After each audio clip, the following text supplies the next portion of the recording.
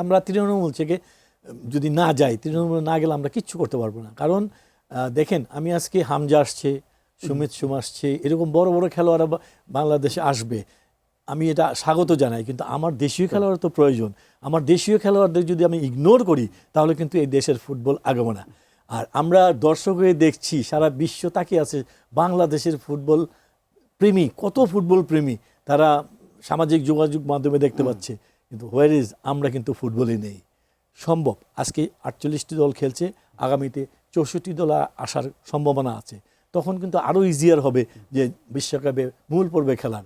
তো এখন থেকে যদি আমি একটা প্ল্যানিং নেই, আমরা নেই, জাপানিজে 50 বছরের একটা টার্গেট, সেই 50 বছরের লক্ষ্য নিয়ে কিন্তু জাপান আগাচ্ছে। আমরা কেন পারবো না? আমরা 50 বছর টার্গেট নেই, আমরা 50 আমরা যদি দেখে নেওয়াও যেতে পারি, আমাদের পরবর্তী প্রজন্ম এটা দেখবে, তারা এই অংশগ্রহণ করবে। সেই ক্ষেত্রে আমরা যদি একটা প্ল্যান করি এবং সঠিকভাবে যদি এগোতে পারি, অবশ্যই 50 বছর পরে আমরা চ্যাম্পিয়ন না হই, আমরা বাংলাদেশি ফুটবল টিম নিয়ে কিনা বলে বিশ্বমঞ্চে পৌঁছাতে পারবো, বিশ্বকাপ ফুটবলের চূড়ান্ত পর্বে খেলতে পারবো।